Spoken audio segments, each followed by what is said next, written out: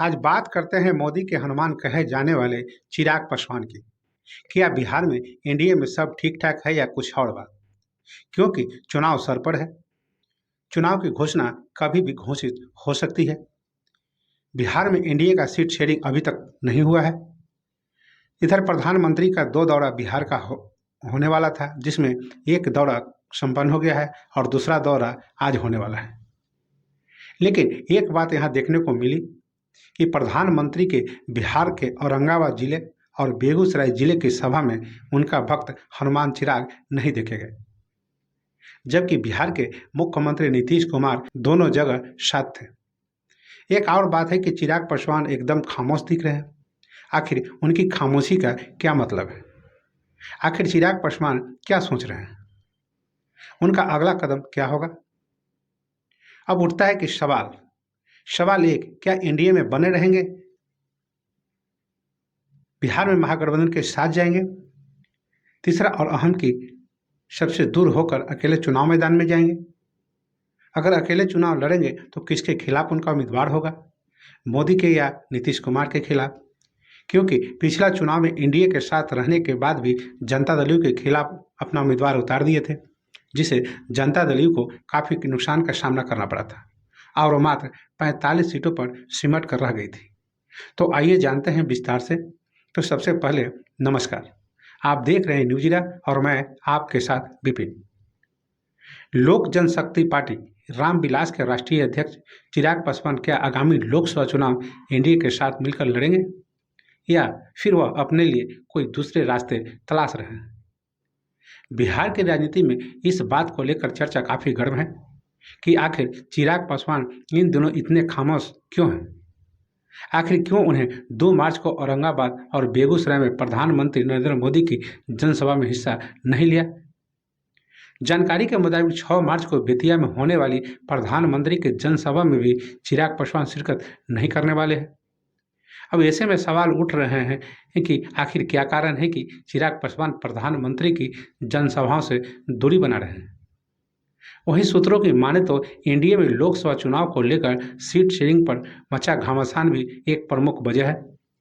माना जा रहा है कि मुख्यमंत्री नीतीश कुमार के एनडीए में वापस आने के बाद चिराग पासवान गठबंधन में अपनी अनदेखी से परेशान हैं।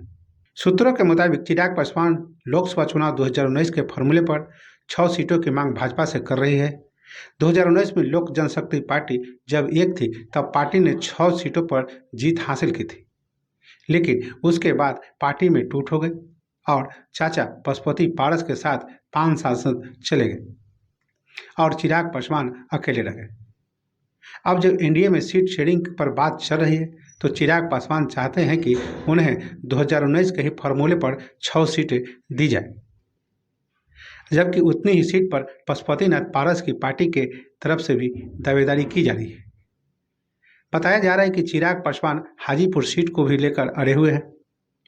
चिराग चाहते हैं कि आगामी लोकसभा चुनाव वह हाजीपुर लोकसभा सीट से लड़े, जो कि उनके पिता दिवंगत रामविलास पासवान की परंपरागत सीट रही है, जबकि वहां से मौजूद सांसद और उनके चाचा पशुपति पारस एक बार फिर इस सीट से चुनाव लड़ने का मन बना चुके हैं।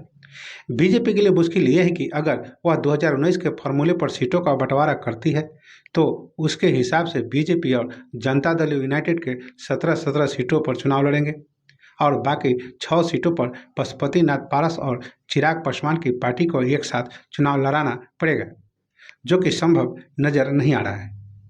दूसरी तरफ जीतनराम मांझी और उपेंद्र कुशवाहा के भी एनडीए में आने की वजह से सीटों के बंटवारे का फॉर्मूला बिगड़ गया है। बताया जा रहा है कि लोकसभा चुनाव में भी मांझी को 1 और उपेंद्र कुशवाहा को भी 1 सीट दे सकती है। ऐसे में 2019 का फॉर्मूला चिराग पासवान के लिए संभव नजर नहीं आ रहा है। चिराग पासवान को 6 सीटें तभी मिल सकती है अगर बीजेपी पशुपतिनाथ पारस को मना ले। साथ ही जनता दल यूनाइटेड और खुद बीजेपी भी 17 से कम सीटों पर चुनाव लड़े। अगर बीजेपी और जनता दल यूनाइटेड कम सीटों पर चुनाव लड़ने का फैसला नहीं करते हैं तो चिराग पासवान के पास 2 ही विकल्प बचते हैं। पहला, वह महागठबंधन में जा सकते हैं, क्योंकि तेजस्वी यादव ने साफ कह दिया है कि महागठबंधन के दरवाजे सभी के लिए खुले हैं।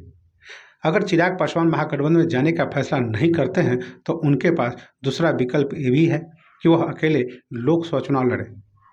इस फॉर्मूले के तहत चिराग उन सीटों पर उम्मीदवारी खड़े कर सकते हैं जहां बीजेपी नहीं लड़ रही है। यानी भाजपा और जनता दल यूनाइटेड साथ मिलकर 17 सीटों पर चुनाव लड़ते हैं तो फिर चिराग कम से कम 23 सीटों पर अपने उम्मीदवार खड़े कर सकते हैं। चिराग पासवान के प्लान 23 का मतलब यह होगा कि वह अगर अपने उम्मीदवार 23 सीटों पर उतारते हैं तो इसका नुकसान जनता दल यूनाइटेड को भुगतना पड़ सकता है, जैसा कि 2020 के विधानसभा चुनाव में भी देखने को मिला था, जहां चिराग पासवान ने जनता दल यूनाइटेड के उम्मीदवारों के खिलाफ अपने कैंडिडेट उतार दिए थे। इसके चलते नीतीश कुमार की पार्टी का उस चुनाव में प्रदर्शन बुरा हुआ था। तो बस अभी के लिए इतना ही। अब हमें आज्ञा दीजिए। नमस्कार।